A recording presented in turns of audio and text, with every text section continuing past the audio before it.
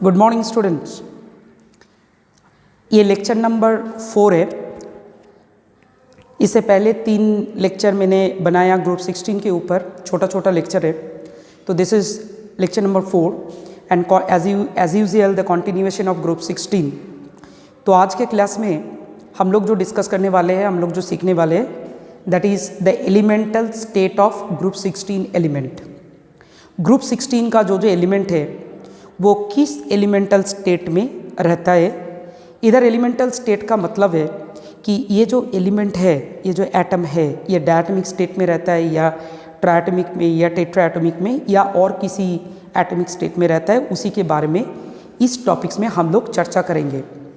Maximum student and maximum science background आदमी को ये पता है कि ऑक्सीजन जो फर्स्ट मेंबर है ग्रुप 16 का, वो ऑक्सीजन O2 स्टेट में रहता है। O2 मतलब ऑक्सीजन डायटोमिक स्टेट में रहता है, विच इज़ वेरी इंटरेस्टिंग। तो ये जो तुम्हारा O2 स्टेट है, इसको अगर मैं दिखाऊं तो कुछ ऐसा होता है। ऑक्सीजन डबल बॉन्ड ऑक्सीजन, इसका 2 लोन पेयर ऑफ इलेक्ट्रॉन रहता है, इसका भी 2 लोन पेयर ऑफ इलेक्ट्रॉन रहता है। मतलब एक ऑक्सीजन एटम दूसरे ऑक्सीजन एटम के साथ एक डबल बॉन्ड क्रिएट करता है। डबल बॉन्ड क्रिएट करने का मतलब है कि इसमें पी पाई डबल बॉन्ड होता है, विच इज़ वेरी इंपॉर्टेंट। इसका मतलब है कि ऑक्सीजन में कैसा डबल बॉन्ड बनता है, ऑक्सीजन में पी पाई डबल बॉन्ड बनता है, जो बहुत इंपॉर्टेंट है। Now the question is that कि हम सभी को पता है कि ऑक्सीजन जो है ये गैसियस स्टेट में रहता है। ऑक्सीजन एटम का साइज छोटा है, तो छोटा होने के लिए 2 स्मॉलर एटम क्लोज आके दोनों का पी ऑर्बिटल को इस्तेमाल करके ओवरलैप करके ये डबल बॉन्ड बना सकता है।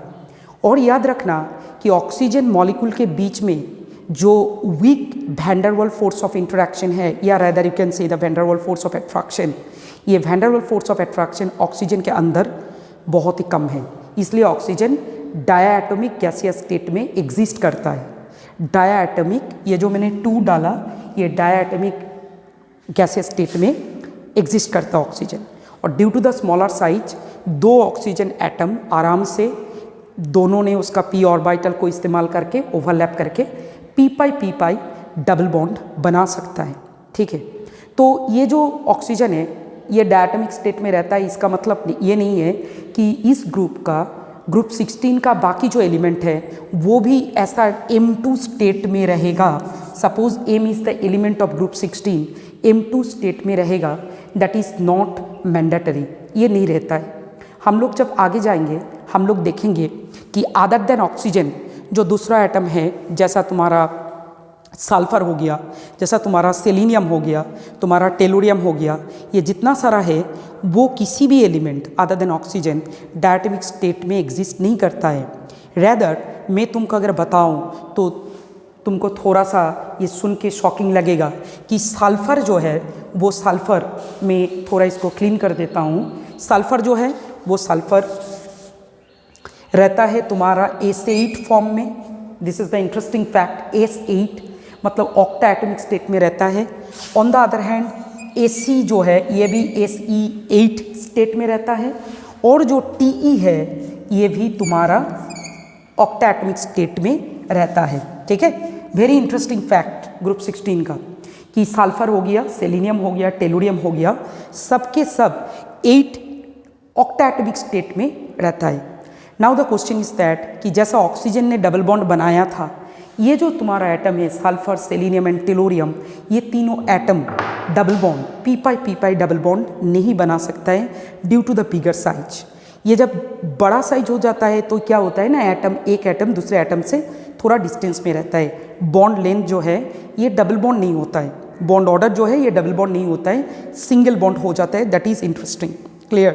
तो सिंगल बॉन्ड होने के लिए इसको पी पाई ओवरलैप करने का ज़रूरत नहीं है, सिंपल बात। लैटरल ओवरलैप करने के लिए इसको थोड़ा क्लोज आना चाहिए, जो तुम सल्फर में, सेलेनियम पे या टेलुरियम पे तुम देख नहीं सकते हो। That is interesting, clear. तो इसका सम अप हो गया कि ग्रुप 16 का जो ऑक्सीजन एटम है वो डायटोमिक है। ऑक्सीजन डबल बॉन्ड बनाता है, उसमें बढ़िया पी पाई ओवरलैप होता है, डबल बॉन्ड बन जाता है। लेकिन हम लोग जब दूसरे एटम की बात करते हैं, what ever the atom, sulphur Sa8 में रहता है, तुम्हारा सेलिनियम Fe8 में रहता है, टेलुरियम वो भी Te8 में रहता है। That is one of the most interesting fact. तो ये जो हो गया, अभी मैं तुम लोगों को अगर ये बताऊं कि व्हाट इज़ द ज्योमेट्री, मतलब ये जो Sa8 रहता है, एक मॉलिक्यूल में 8 सल्फर एटम रहता है, तो तुम्हारे दिमाग में ये सवाल आ जाएगा कि सर ये रहता कैसा है।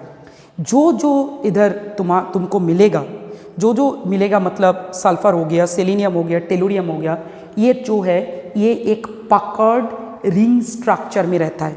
कैसा रहता है मैं बता रहा हूँ, एक सेकेंड रुक जाओ। ये रहता है तुम्हारा सल्फर Sa8, ठीक है, और तुम्हारा Ac8 और तुम्हारा Te8 जो भी है, ये सब रहता है किस स्ट्रक्चर में रहता है, वेरी इंपॉर्टेंट, इसको हम कहते हैं पकर्ड रिंग स्ट्रक्चर। इसको सीख के रखो, बहुत सारे को इसके बारे में पता नहीं है। Puckered ring structure, clear. और sometimes it is also called, क्या कहते हैं इसको, और इसको क्या कहते हैं, इसको क्राउन स्ट्रक्चर भी कहते हैं, क्राउन स्ट्रक्चर भी कहते हैं। तो ये एक्चुअली स्ट्रक्चर में ड्रॉ करके तुम लोगों को दिखाऊंगा।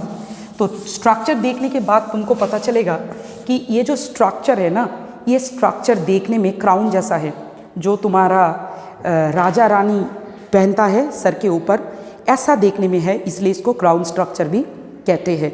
तो स्पेसिफिकली मैं सबका अलग अलग नहीं दिखाऊंगा, जस्ट मैं सल्फर का जो स्ट्रक्चर है उसको मैं शो करूंगा कि ये क्राउन स्ट्रक्चर कैसे बन गया, ठीक है। जो क्राउन स्ट्रक्चर है वही पकड़ स्ट्रक्चर है, याद रखना, इसमें कोई डबल बॉन्ड नहीं है, सिंपल सिंगल बॉन्ड के साथ ये 8 एटम जुड़ा रहता है।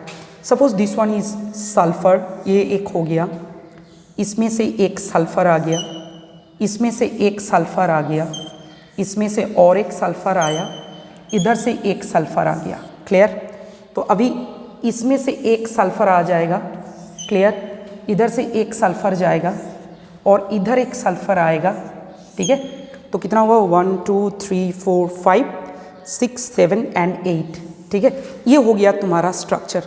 तो तुम आराम से देख सकते हो, इसको एक क्राउन जैसा लग रहा है, ये जो ओरिएंटेशन है, 8 सल्फर है।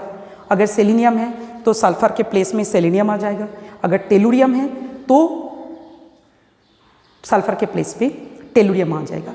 ये जो स्ट्रक्चर है, इसी स्ट्रक्चर को हम लोग कहते हैं पकर्ड रिंग स्ट्रक्चर, और हम लोग क्या कह सकते हैं, हम लोग कह सकते हैं crown structure, which is very interesting, ठीक है। इसको याद रखना। तो हम लोगों ने इसको सीखा कि ये जो तुम्हारा सल्फर है, सेलिनियम, ये टेलुरियम, इसमें पाई बॉन्डिंग पॉसिबल नहीं है। पाई बॉन्डिंग पॉसिबल नहीं होने से डबल बॉन्ड बनने का कोई सवाल है ही नहीं, ठीक है। तो बनेगा सिंगल बॉन्ड, और सिंगल बॉन्ड बनने से जो स्ट्रक्चर होता है वो है पकर्ड रिंग स्ट्रक्चर, और तुम बोल सकते हो क्राउन स्ट्रक्चर। ये बहुत ही इंपॉर्टेंट एक पार्ट है, सल्फर का स्ट्रक्चर जनरली दिखाया जाता है, ठीक है। तो सेलिनियम टेलुरियम भी सेम टू सेम है। चलो चलते हैं नेक्स्ट टॉपिक्स में।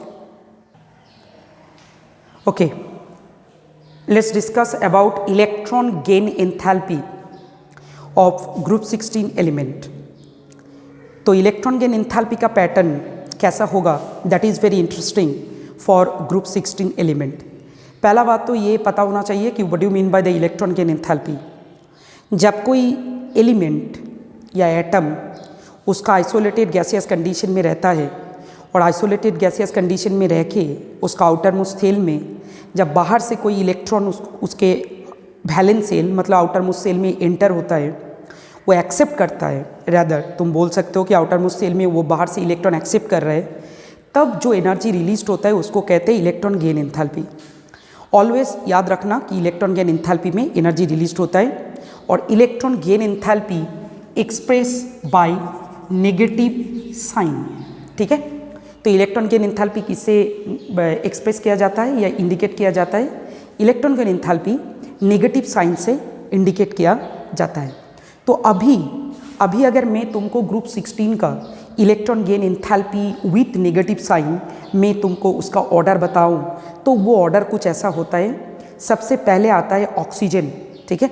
सबसे पहले आता है ये जो वैल्यू मैं तुम लोगों को लिख के दिखाऊंगा, इसको याद रखने का ज़रूरत नहीं है, सिर्फ इसका जो ट्रेंड है, इसका जो ऑर्डर है तो उसको तुम फॉलो करो, ठीक है। सपोज ये ऑक्सीजन का है -141.4 किलो जूल पर मोल, क्लियर, -141.4 किलो जूल पर मोल ये ऑक्सीजन का है, ठीक है। इसके बाद आता है पोलोनियम का वैल्यू है -174। नेक्स्ट कौन आता है, नेक्स्ट आता है पोलोनियम, ठीक है। ये इंक्रीज हो रहा है, ये जो ऑर्डर है ये इंक्रीज हो रहा है, ये आ रहा है -174 किलो जूल पर मोल, दिस इज पोलोनियम।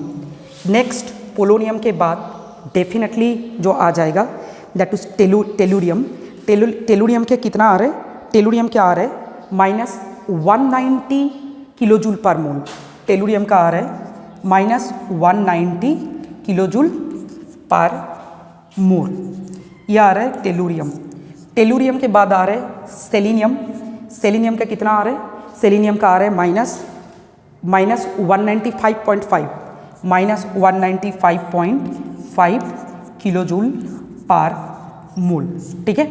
और लास्ट में जो आ रहा है दैट इज सल्फर का कितना आ रहा है, सल्फर का आ रहा है -208, ठीक है, 208.0 किलो जूल पर मोल। ये जो ऑर्डर है, ये जो वैल्यू है, ठीक है, ये वैल्यू याद रखने का ज़रूरत नहीं है, ठीक है, सिर्फ इसका लॉजिक तुमको सीखना है। पहला बात है कि तुम देख सकते हो, मैं पहले बताया था इलेक्ट्रॉन गेन एंथैल्पी नेगेटिव में एक्सप्रेस होता है क्योंकि एनर्जी रिलीज होता है एक्सोथर्मिक। तो तुम देख सकते हो ऑक्सीजन, उसके बाद जा रहा है पोलोनियम के बाद जा रहा है टेलुरियम के बाद सेलेनियम एंड सल्फर। अगर तुम उल्टा करके बताओगे तो तुम देखोगे कि सल्फर से पोलोनियम तक इलेक्ट्रॉन गेन एंथैल्पी डिक्रीज हो जाता है with negative sign, definitely sulphur से पोलोनियम तक डिक्रीज होता है। बट ऑक्सीजन का एबनॉर्मली लो एक इलेक्ट्रॉन गेन एंथैल्पी है। ऑक्सीजन के साथ मैं सल्फर को कंपेयर करूंगा, ठीक है, ऑक्सीजन एंड सल्फर को हम कंपेयर करके देखेंगे कि ऑक्सीजन का abnormally low electron gain enthalpy है विथ नेगेटिव साइन, और सल्फर का उससे बहुत ही ज़्यादा इलेक्ट्रॉन गेन एंथैल्पी है विथ नेगेटिव साइन। ये बताने से पहले एक चीज़ हम लोगों को पूरा क्लियर होना चाहिए कि बाहर से जो इलेक्ट्रॉन आउटर मोस्ट सेल या वैलेंस सेल में अंदर जा रहा है, ठीक है, वो अगर अंदर का जो पहले से प्रेजेंट इलेक्ट्रॉन है उसके साथ ज़्यादा रिपल्शन करता है तो इलेक्ट्रॉन गेन एंथैल्पी मतलब जो एनर्जी निकालता है कम निकालता है, ठीक है। मतलब इनर इलेक्ट्रॉन के साथ एक्सटर्नल इलेक्ट्रॉन का रिपल्शन अगर ज़्यादा हुआ तो जो रिलीज्ड एनर्जी है इलेक्ट्रॉन गेन एंथैल्पी वो कम हो जाता है, ठीक है। अगर इनर इलेक्ट्रॉन के साथ एक्सटर्नल इलेक्ट्रॉन का रिपल्शन अगर कम हुआ मतलब ज़्यादा रिपल्शन नहीं हो रहा है, ठीक है, तो क्या होगा, इलेक्ट्रॉन गेन एंथैल्पी ज़्यादा होगा, ये याद रखना है। इन दिस केस अगर मैं सल्फर एंड ऑक्सीजन को कंपेयर किया तो हम देख रहे हैं ऑक्सीजन में नेगेटिव इलेक्ट्रॉन गेन एंथैल्पी बहुत कम है। इसका रीज़न है ऑक्सीजन का साइज छोटा है, ठीक है, ऑन द अदर हैंड उसका इलेक्ट्रॉन नेगेटिविटी ज़्यादा है। तो इलेक्ट्रॉन नेगेटिविटी ज़्यादा होने के लिए इलेक्ट्रॉन डेंसिटी ज़्यादा है। तो जब हम बाहर से एक इलेक्ट्रॉन को ऑक्सीजन के आउटर मोस्ट सेल में उसको अंदर कर रहे हैं, मैं इंसर्ट कर रहा हूँ या ऑक्सीजन एक्सेप्ट कर रहा है, तब इनर इलेक्ट्रॉन के साथ जो बाहर से इलेक्ट्रॉन आ रहा है जिसको एक्सेप्ट कर रहे हो उसका बहुत ज़्यादा रिपल्शन हो जाता है, ठीक है। According to the previous concept repulsion ज़्यादा हो रहा है मतलब एनर्जी जो रिलीज हो रहा है वो एनर्जी कम हो रहा है, -144। ऑन द अदर हैंड अगर मैं सल्फर का बात करूँ, सल्फर का साइज बड़ा है कंपेयर टू द ऑक्सीजन, तो उसमें क्या हो रहा है, इनर इलेक्ट्रॉन के साथ इनकमिंग इलेक्ट्रॉन जो बाहर से अंदर आ रहे हैं उसका रिपल्शन उतना ज़्यादा नहीं हो रहा है, ऑक्सीजन की तरह नहीं हो रहा है, क्योंकि हम सभी को पता है कि सल्फर का इलेक्ट्रोनेगेटिविटी ऑक्सीजन से कम है, तो पैरेलली उसका इलेक्ट्रॉन डेंसिटी भी कम होगा। तो इसलिए क्या हो रहा है ना, सल्फर से due to the lesser electronic repulsion between the inner electron and external electron, उसका क्या हो रहा है ना, एनर्जी जो रिलीज हो रहा है वो ज़्यादा हो रहा है, -208.0 किलो जूल पर मोल। ये है तुम्हारा इलेक्ट्रॉन गेन एंथैल्पी का explanation on the basis of group 16। आज का लेक्चर वीडियो में इसका मतलब है मैंने दो टॉपिक्स बात किया, एक एलिमेंटल स्टेट ऑफ ग्रुप 16 और दूसरा किया electron gain enthalpy. Next lecture number 5 में दूसरा चीज़ हम लोग बात करेंगे catenation, allotropy, all this things, okay.